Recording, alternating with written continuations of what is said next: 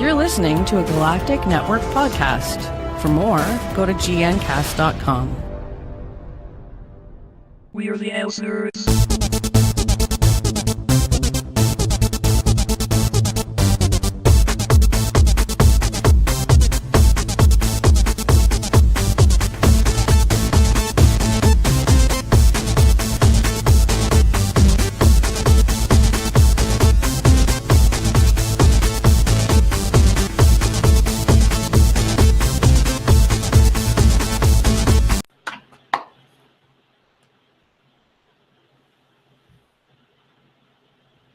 I know I'm live. That's what I was waiting for. All right. Hello and welcome to ElseNerds, a production of Galactic Netcast. I'm Gregor Sprague, and Corey Scott and Sean are both off on assignment. Corey may join us later. But joining me today is one of the hosts of CNC. What's it? CNC Movies? CNC Geekcast. CNC Geekcast. It is Paul Combs. Paul, how are you doing, sir? I am great. Happy to be on the show. Yeah, no problems. Glad to have you. And real quickly, before we get into all the news and stuff, for all info on this show, including show notes and subscription links, you can go to ElseNerds.com. And for other Galactic Network programs, you can go to gncast.com. And as a warning for you, we will both swear and spoil things. So you have been warned. If you have the fragile ears and stuff. So, like I said, things are going to be a little bit different because, Corey is not here and all that stuff, but we're moving on. And the first news story is one that we've already covered here on the network. I've contributed to that, but I have Paul here, and I want to hear his opinion on this. And this is the news that the BBC has announced its next Doctor. For Doctor Who. And for those of you guys who do not know, and I'm going to give some backstory before this, but the BBC debuted a teaser trailer revealing number 13 after the men's finals of at Wimbledon. And they released that it was none other than English actress Jodie Whittaker. Now, there's some parts here that I had hit on in my review or my reaction to the announcement for Who Knew in Review. You can find it over at gncast.com/TARDIS.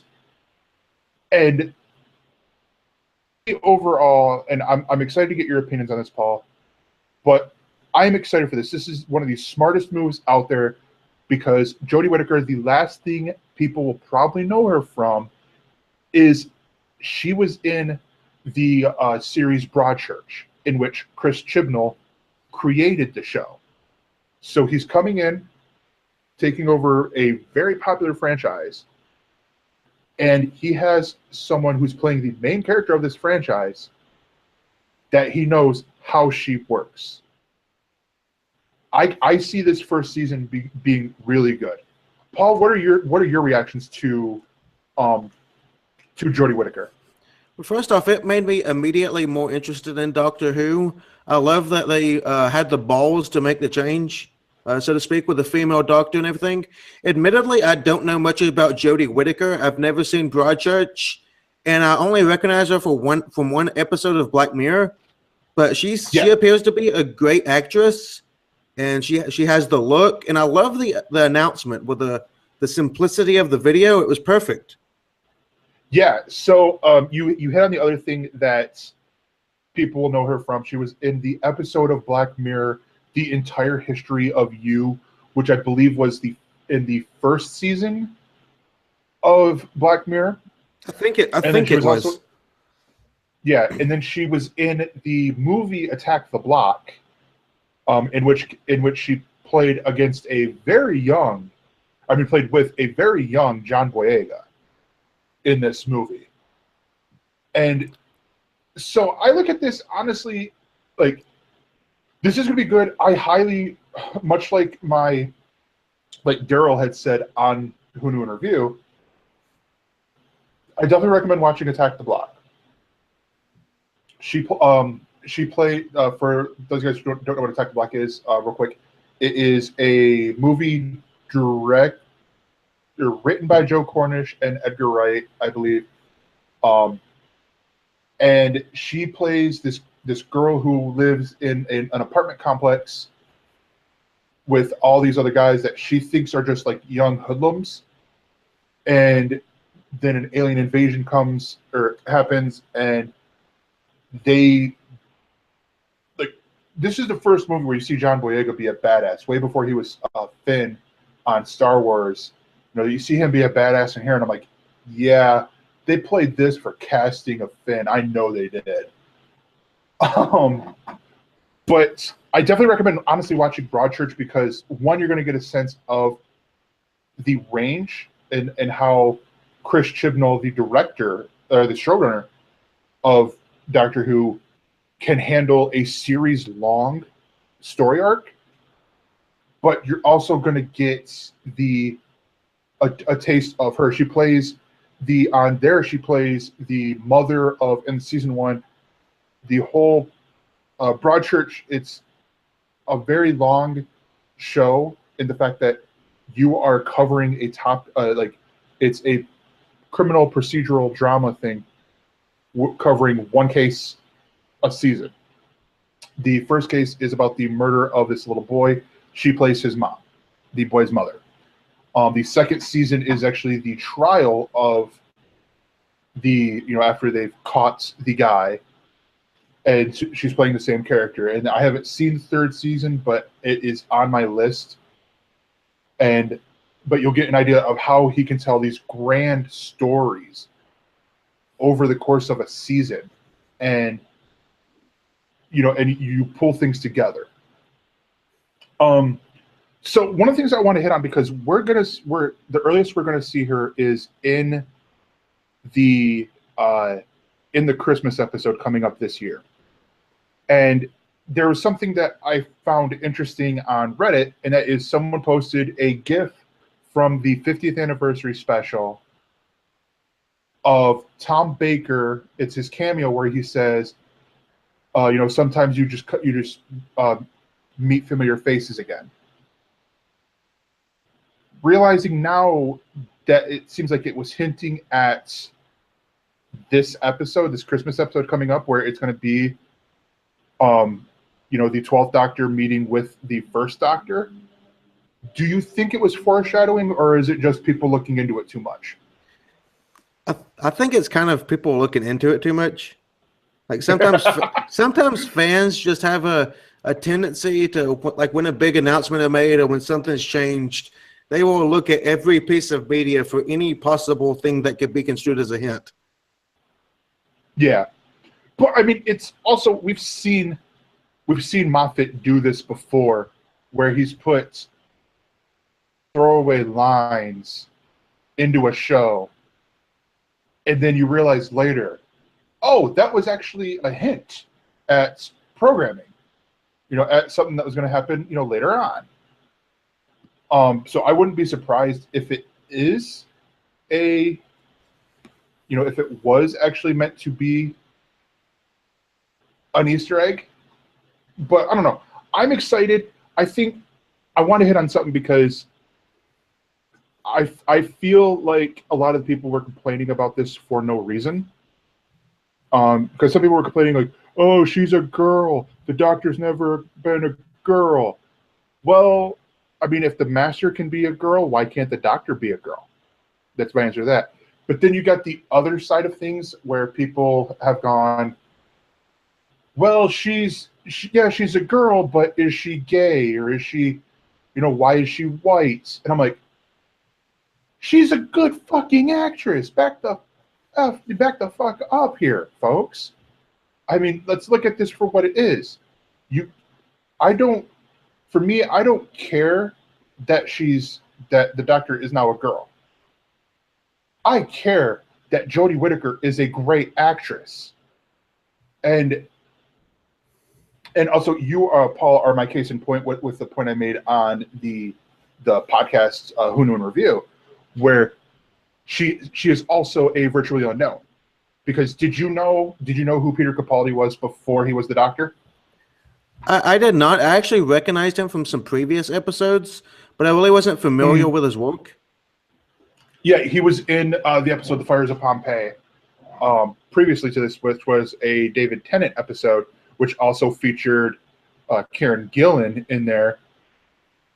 But I mean, so he was virtually unknown for a lot of Americans. He was virtually unknown for me, even though over in England, he had more popularity, more fame because of the fact that he was in the TV show The Thick of It. Same thing with Matt Smith. Matt Smith was virtually unknown here in America, but he was on a couple of TV shows over in the UK. Jodie Whittaker, I've named 4 things. People are probably going to, when they see her or hear her, be like, "Oh yeah, she's that girl from Black Mirror." It's like, you saw the press release, right? You saw her IMDb page, right? Yeah, of course she's that girl from Black Mirror. But I don't know. So where are you at right now with Doctor Who? Because I know Corey, who was going to be here, but had other things or whatever. He sort of fell out of Doctor Who. But so where are you on the spectrum of crazed fanatic to I watch it when it's on sort of thing? I'm very interested in it, but the fact that it's no longer on Netflix bothers me a lot. Okay, yeah. That BBC deal, I think, killed a lot of Doctor Who in the US because that's how I always watched it. I was always behind, but as soon as it was on Netflix, I always watched it. And I did watch Peter Capaldi's first season. I really liked his work, even if Clara did annoy me sometimes. But truthfully, I'm just excited to see it go in a new direction because Moffat has been the showrunner for a while, and I'm just excited to see where it goes from here. I'm gonna find a way to watch it one way or the other. You can watch all of the other episodes. I think possibly even this past season on Amazon Prime. So if you have the Prime subscription. Yeah, if you get the Prime subscription for $100 a year, or you can do the video one for $8.99 a month, I believe. But yeah, so the next news story is something that's close to my heart, mainly because the movies came out, the first 2 movies came out when I was a kid. I was 10 when the first movie came out. So sorry for you older people. I'll go get your walker. But that's at this year's Disney's D23 conference. There was some sad news as John Lasseter, the Disney Pixar Animation Studio Chief Creative Officer, announced that he will no longer be directing the upcoming Toy Story 4. He will be serving as a producer on the project, and Josh Cooley will take over as the sole director. He was just co-director.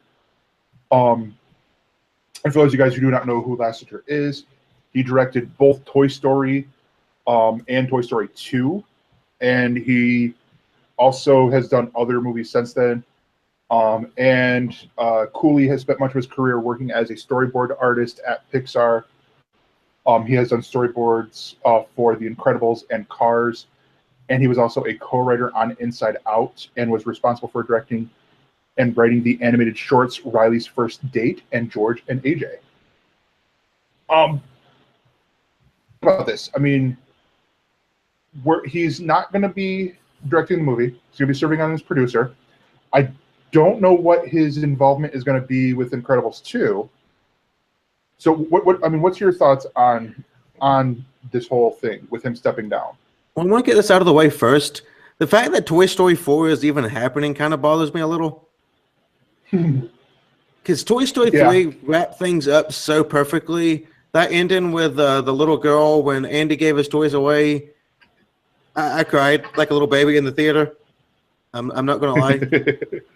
And it was perfect. It was like the next iteration of the cycle, so to speak. So I don't know what we're going to see in Toy Story 4. Is it just going to be a rehash of Toy Story just with a little girl instead? I don't know. I don't know exactly what it's going to be. I do know that Rashida Jones is still writing it, or is one of the writers for Toy Story 4. So because when that was announced, that was my initial thought when I saw Toy Story 4. Wait, really? But then I saw Rashida Jones is writing it. I'm like, oh, okay, she's funny. She does funny stuff. This should be good.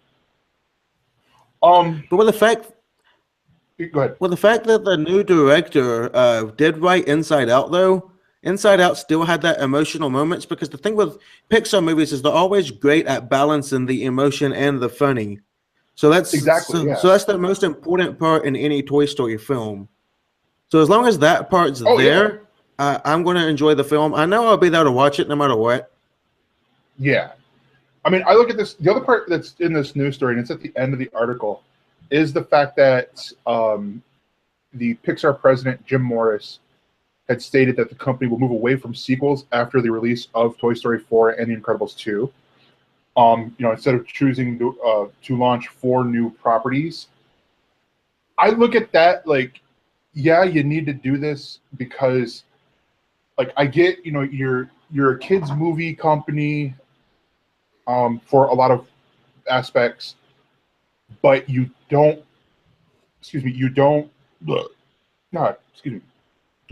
have as much marketing with those unless there's going to be new stuff out.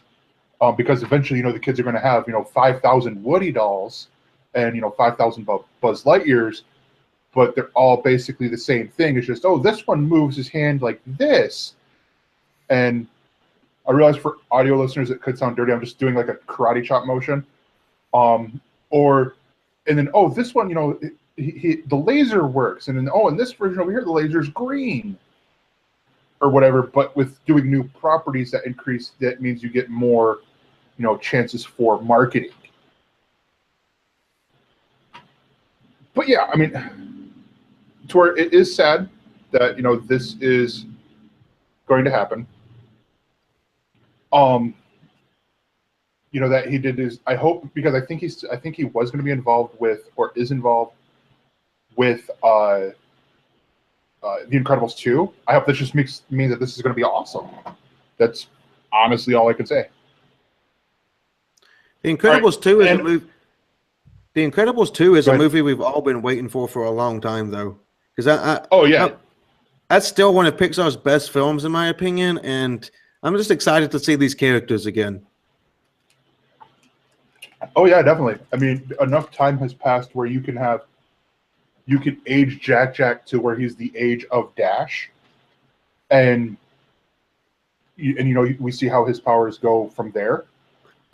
But yeah, I've been excited for it too. I mean, especially with seeing Samuel L. Jackson on as Nick Fury. It's like, all right, cool, he's Nick Fury, we get this, but bring us Frozone.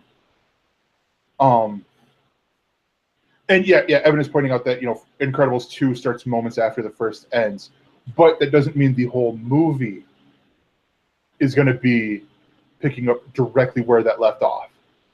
I mean, you could easily have, we're picking up right where we left off, and then something happens, 10 years later, 5-10 years later, or something like that. I mean, that's what they did in the first movie, for crying out loud. I mean, they did the whole back in the day of the superheroes, and then you age it, 20 years or so? Something like that. Yeah. All right. The last news story, is that, and this is one that Corey actually pointed out, so I was hoping he would be here to talk about it, because I believe last week he mentioned, I don't know if this is on air or not, but he mentioned writing fan fiction for a Azrael Scarlet Spider crossover. From DC Comics with Azrael, who took over the role of Batman, and Scarlet Spider, who is Ben Reilly over in Marvel Comics, who took over as Spider-Man. And in the 90s, how they were both, they both took over as these characters, these main characters, and it could be, but if you look at the covers for Detective Comics number 962, that we get Azrael back in the Batman outfit with the gauntlets and everything. So are you a big Batman fan? Let's start off with that. Kind of. I've read a lot of the Batman one shots. I've read like The Killing Joke. I've read the Long Halloween. I've read Year One. I've read all those, but I've never been like a serial comic reader. I don't start at issue 47 and going from there or whatever. Yeah. So I know Corey was for a while. I am like that now. I got into comics.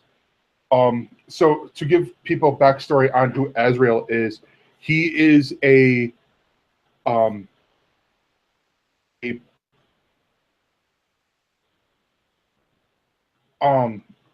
is a person who is trained as an assassin by the Order of Saint Dumas.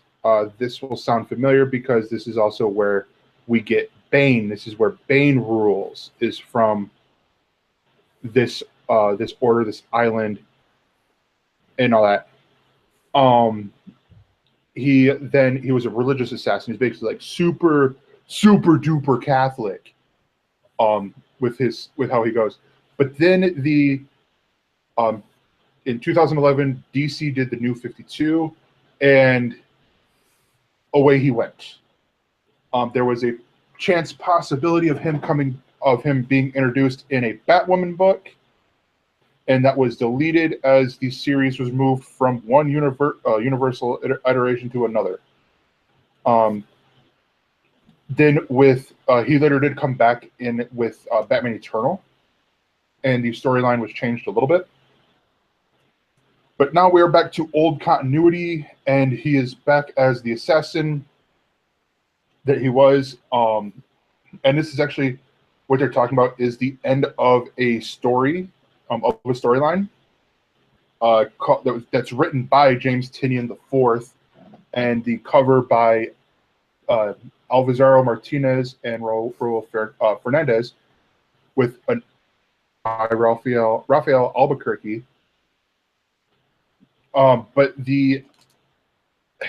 honestly, since I've been reading this book, I could tell you that this is a really cool thing.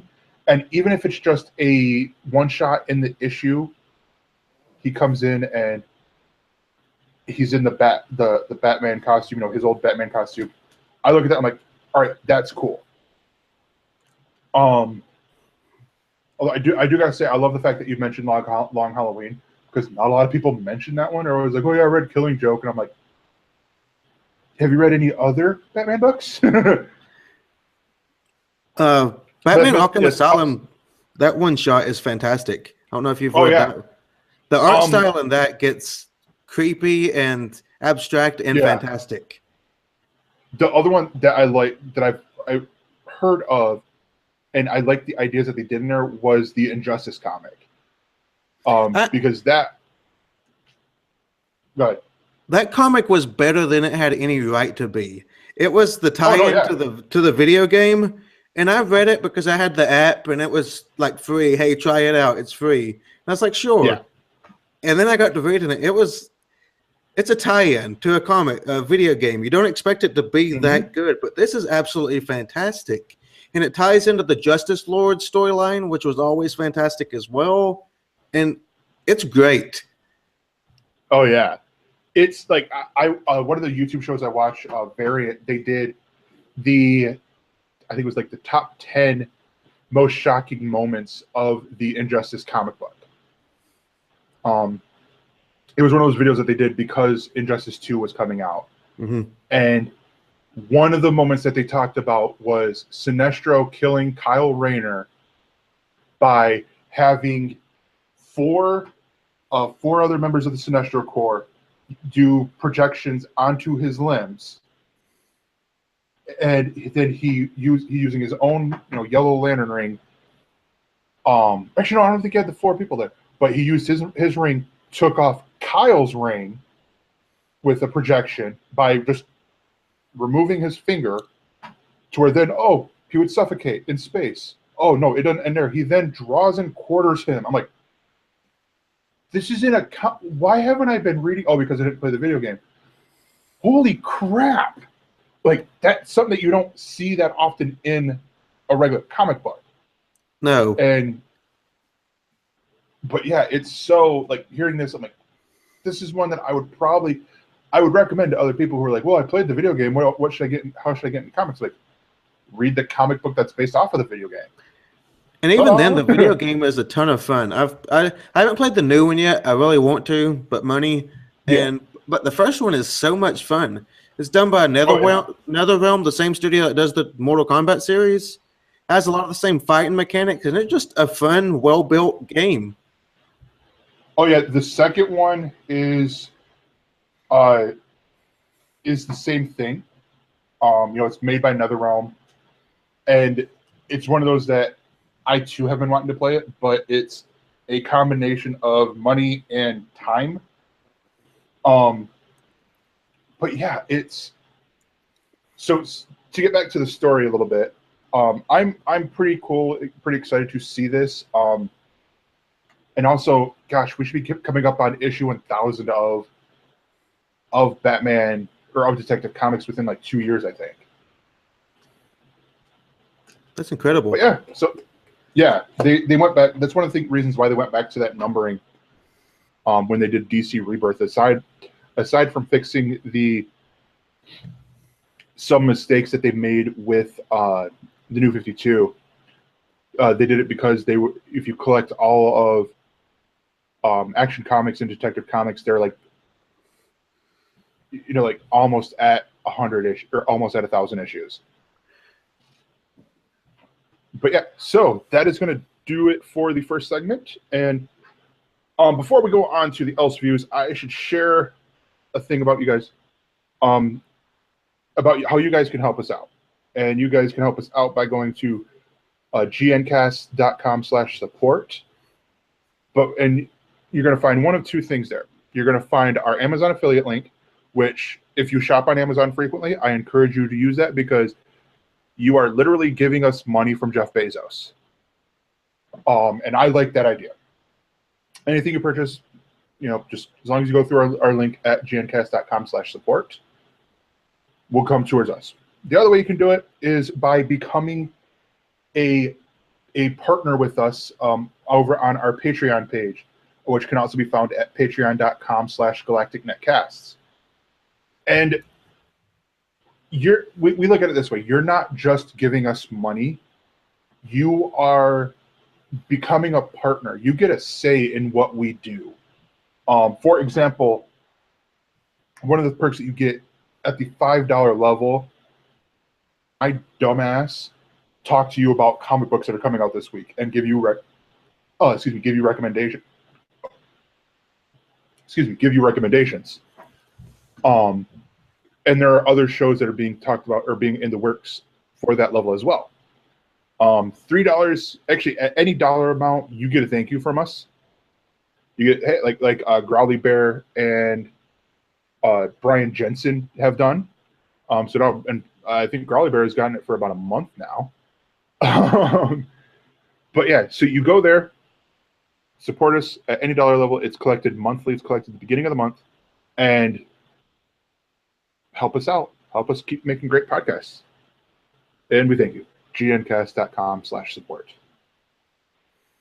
ElseView. This is the portion of the show where me and Paul are going to talk about the various things that we have been doing or watching, reading, listening to, whatever.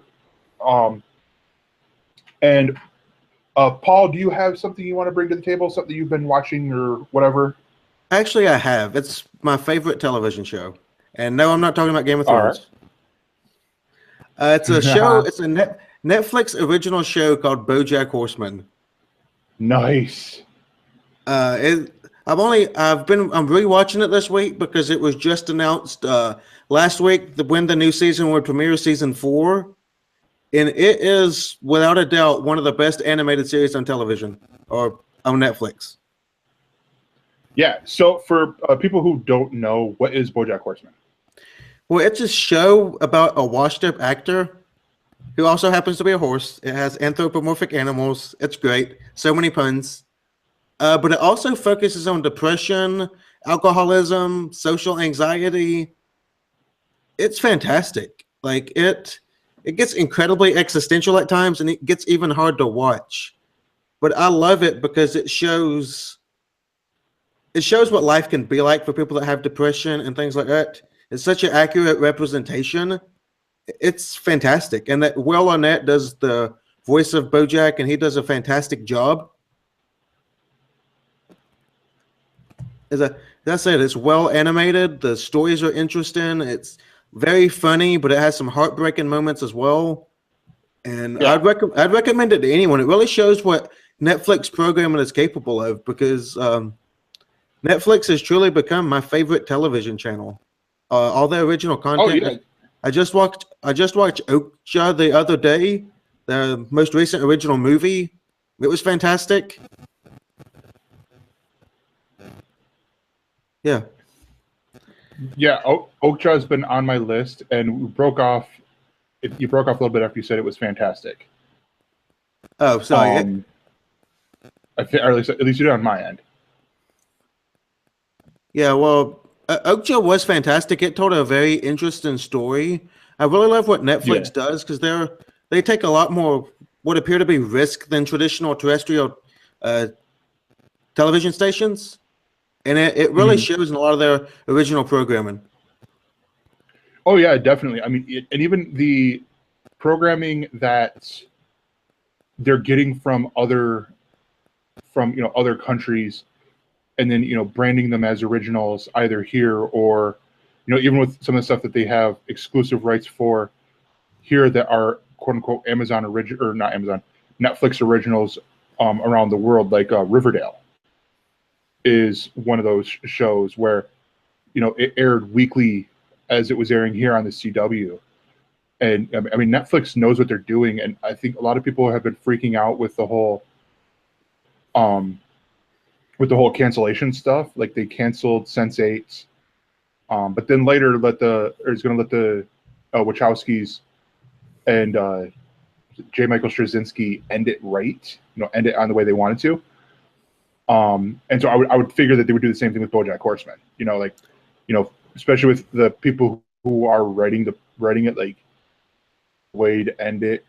And gosh, you're right. I keep forgetting, because it is a comedy, but there are such dark moments in there. Like, and I keep forgetting that, and I'm like, oh yeah, like this past season was pretty dark. Well, I'm rewatching the first season, and I'm up to the episode where he's talking to Herb again. And when Herb talks to him about, it was never about the money, what you did, I will never forgive you, and you can die knowing that, it was dark. Oh yeah, because watching it about up to that point, it just takes a turn. It turns from comedy to holy shit, this got real. Yeah. Oh, definitely. Yeah. So I mean, and they've only done what? They've done 2 or 3 seasons now. They've done 3 seasons. Season 4 premieres September 8th. Oh, nice. But yeah. So check out. That's on Netflix across the world, I believe. Yep. So mine. I was thinking about this today at work. I have pretty much planned out the next month and a half of movies that I'm going to go see. Because to share with you, Paul, I saw Spider-Man: Homecoming when it came out.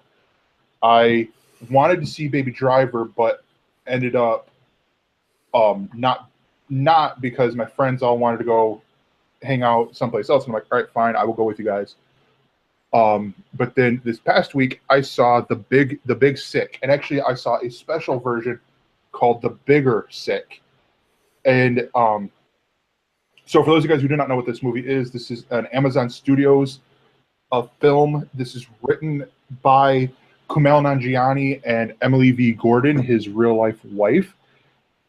And this is about their first year of marriage, in their relationship.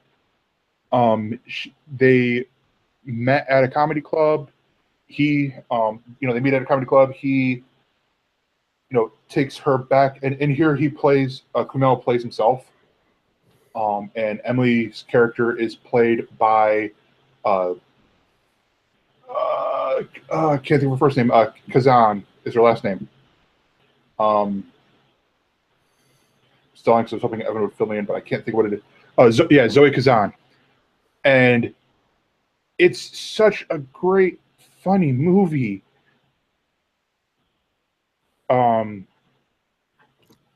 That it's so touching. It hits on the Bojack Horseman thing that you were talking about. Because it's funny at moments, but then the very next moment, so sad. And this has a unique place because where it is based on real life events. I got towards I could sense that it was the beginning of the end. We were getting towards the end, and I'm like, but they're not back together. How are they not back together? They get married. I know this because I watched them do stuff together, but how? And then of course that it happens. I'm like, oh, okay, that's how. But so sorry, I jump around a little bit. I do that quite too much.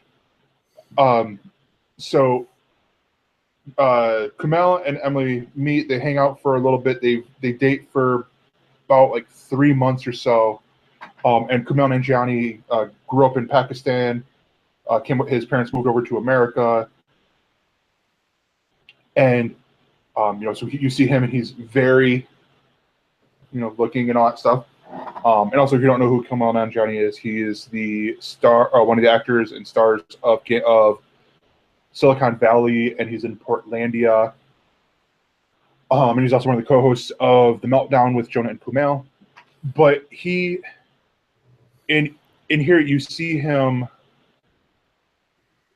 from out of his parents' shadow, because his parents have one simple rule when they came to America, and this is a part in the movie that they say this in, that they just want him to marry a Pakistani girl. And I get that, but at the same time, I'm like, you move him, and it's what Kumail says too. He's like, you come to America so I can have a better life, yet you want me to marry a Pakistani girl. Well, why didn't we just stay in Pakistan and stuff like that? But the movie has such great heart, so many great actors in here. Bo Burnham is actually really good in this, and I am not a big fan of Bo Burnham.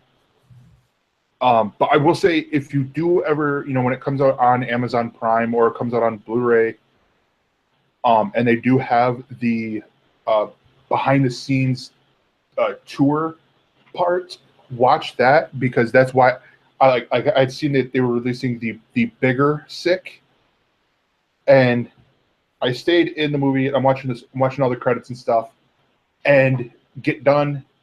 I'm like, oh, it's the end of the movie. I get up, walk, and start to walk out. Boom, there's all this extra footage that they shot from the Big Sick tour that they did, which was a comedy tour with A.D. Bryant, Ray Romano, Kumail Nanjiani, and Judd Apatow, I believe, all performed.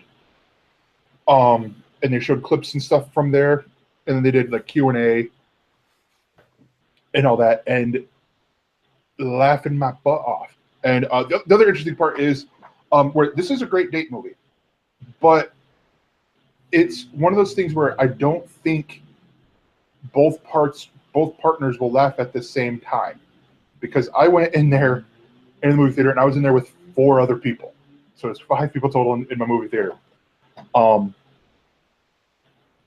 Myself and a Middle Eastern guy, and not being racist, but it was just, he's Middle Eastern, so I figured, that was, with the fact that it's Kumail Nanjiani and being, similar backgrounds, is probably why he watched the movie or was excited to see the movie. And then there was 3 white women in there, and we were very rarely laughing at the same parts. Like there'd be this one joke, me and him are laughing. This other joke, they're laughing. I have not seen a movie happen like that in a good long time. Paul, have you seen The Big Sick? I haven't. I'm familiar with the name. I didn't really know much about it, and First off, I want to say thank you for telling me how to pronounce his name because I really had no idea. I'm a huge fan of Silicon Valley, and I always see his name in the credits, and I'm like, Yeah, I have no idea how to pronounce that. So, but yeah. there's a The lot other of cool other part. there's a lot of other movies I'm watching. I don't know that I'll be able to make it for the big sick in theaters, but I definitely want to watch it just because I did watch the trailer and it did read a little bit about it. It sounds really interesting, especially as a person in a especially as a person in a long-term relationship. Because it kind of takes the more real life aspect of the romantic comedy. Yeah. But I will say this though. Go see Baby Driver. It was a ton of fun. So to let you in on what I was talking about with my friends at work today. Mm-hmm. The plan is right now, this week I am going to see Valerian. And this is also probably going to be talking about what I'm going to be talking about on the next month and a half of episodes of ElseNerds. The following week, I don't think there's anything out, so I'm going to see Baby Driver then.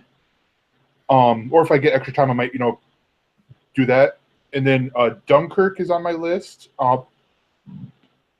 Dark Tower. God, there's a few other movies in there. But it's like I had, it's like Dunkirk, Baby Driver, Valerian, Dark Tower. There's a movie coming out September 22nd. I can't think of the name of it. But all these movies, like I went all the way down and I realized I'm in November. I should probably quit because I already know I'm going to go see Thor Ragnarok. I don't need to plan. I'm going to see Thor Ragnarok this time. But yeah, so it's like I have like a bunch of movies that I'm planning out. I'm like, I'm going to see this movie. And I had wanted to see Baby Driver because I am a huge Edgar Wright fan. I've loved all the stuff that he's done. Scott Pilgrim and the Cornetto, Three Flavors Cornetto trilogy. And I would have really loved to have seen his Ant-Man. But yeah, I mean, and you're not the first person to tell me that Baby Driver is great. What was cool for me, because I live in Atlanta and it was set and filmed here, so that actually made it even more fun for me, seeing all those places I drive by, all these landmarks I'm familiar with. And the stunt driving is incredible. So much of it's done practically. Oh, yeah. And you can tell. And it's great. No, yeah. So, I mean, with you living in Atlanta, I didn't even ask where you lived. I apologize. But with you living in Atlanta, you probably get that a lot, though, with shows that are filmed there, because a lot of films I know are filmed in Atlanta or in the state of Georgia. And then of course you got the big show there with The Walking Dead. Yeah, and then Pinewood Studios, where the more Marvel films, most of their stuff is actually here. Yeah. But I had this with one movie. I don't know if you ever seen the movie Super Suckers. I have not. Written by Jeff Daniels, but it stars Jeff Daniels. Really independent movie. Like, he did it with basically no budget. And I live in a very small city in Michigan. Mm-hmm. I live about 20 minutes from where Jeff Daniels actually lives. He filmed it in my city. And there are scenes where I'm like, I know this place. I know that place. Oh gosh, I really know that place. And every time I'm in the main street, because Super Suckers, it's set in the 50s, and it's about like door-to-door vacuum salesman. And this vacuum has this attachment that has other uses, using the wink, wink, nudge, nudge there. And there's a scene at the end where a guy gets the hose attachment stuck to his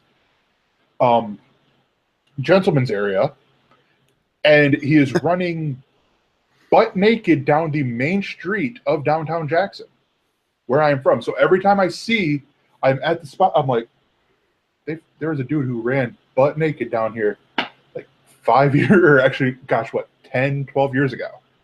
Because it was filmed in 2004, I believe, 2004, 2005. But no, really funny movie, really underrated. Like, the other cool part was the premiere was actually at the movie theater that I go to fairly regularly. Like, the big premiere was here, and I'm like, this is awesome. Were you able to make yeah. it to the premiere? I wasn't. Gosh, at that time I was in high school, and so I watched it on DVD later. When I worked, actually, coincidentally enough, across the street from my grandma at a party store, and they had the movies that you can rent, and I'm like, I had heard about this movie. I'm gonna rent this movie, and I watched it. I'm like, that was really funny. But I didn't know anything about the film. I just knew they filmed it in my city. They filmed it in Jackson, but I didn't know. Like I didn't know then. I only knew after. Like people were like, "Oh, did you hear about that movie that Jeff Daniels filmed?" I'm like, "Oh, that's cool. I really wish I would have known that." But yeah, and they filmed Michigan had a while where they were filming other movies here, because we got the state prison here too. That's the other thing we're known for. And so there was a Hilary Swank movie that I don't know what happened to, but they filmed a lot of it here at that prison and stuff. But yeah, it's fun when you live in a state that does films. Actually, Dark Knight. I just think about that. Dark Knight, or not Dark Knight. Batman vs Superman. Filmed in Detroit. So, it's like seeing that. I'm like, oh yeah, I know this place. That's cool. But yeah.